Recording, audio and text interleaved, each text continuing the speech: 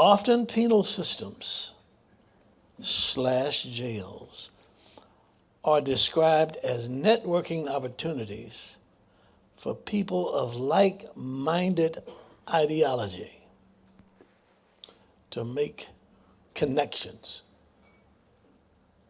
In other words, people of like mind network. I think that's what they're trying to ask. Is that correct? Thank you. Who wants it? I'll start. Doc? I'll be, so that I don't get anyone deferring to me like my brother Tahir. I defer to you. No, that's okay. I will talk from two examples.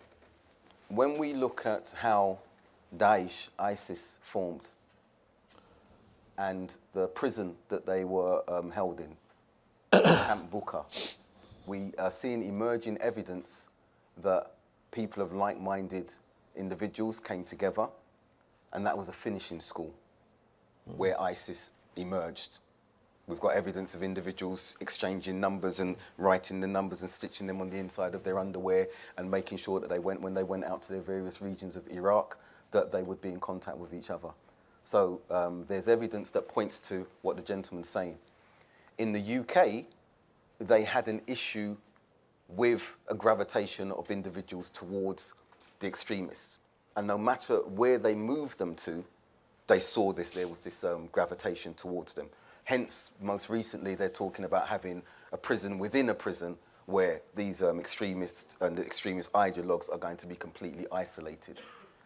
Is that the intent? Obviously, it's the institutions that determine where these prisoners and these inmates are going to be moved to.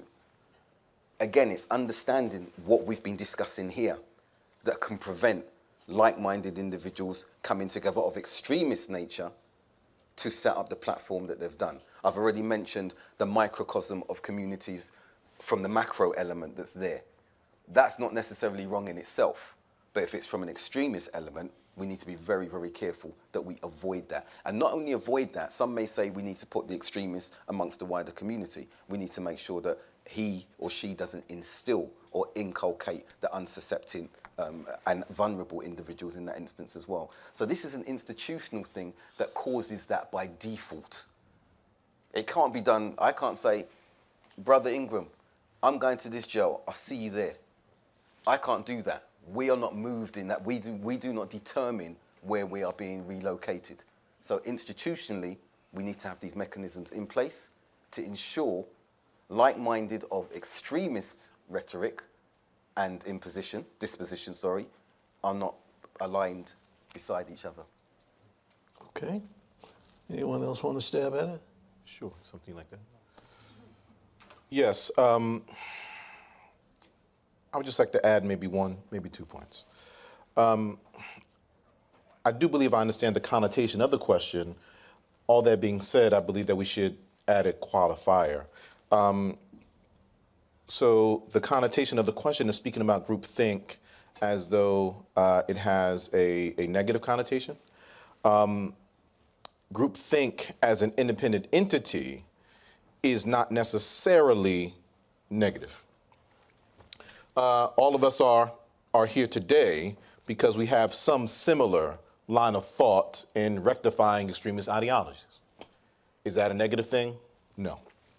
So just to highlight that we need to qualify that. The second thing that I would say is these peoples who are engaging in this form of extremist behavior or radicalized Islam, if we want to utilize that particular argot, it is ideological in its base. So because of that, in order to solve it, not denying that there are socio-economical, political factors that may bring about these particular actions, but at its base is ideological. So if we accept that at its base it's an ideological challenge, then we need people that can approach it at its base in the ideological arena. And by default, the best people that will be qualified to do so would be Muslims who are properly trained in the faith and in the orthodoxy of the faith and in the tradition of the faith in order to approach this properly. So in answering the question, again, it should be approached ideologically from people that are qualified to engage it. Okay. I think the only thing that I'd add, if I may, Sure. is recalling what you mentioned about policy. Yes, it's true that, I mean, even without speaking about issues of radicalization or extremism or ideology, even for things as simple as petty theft and crime, the adage has always been that people will go to prison, go to jail to learn, and will come out knowing more than they had beforehand. And we've now talked about the symptoms about what goes on after they've gone in. One of the elephant in the room is that we're actually spending more in the United States on prisons than we are in education. Yeah. And we have put more into the school to prison pipeline than we have to the school to college pipeline.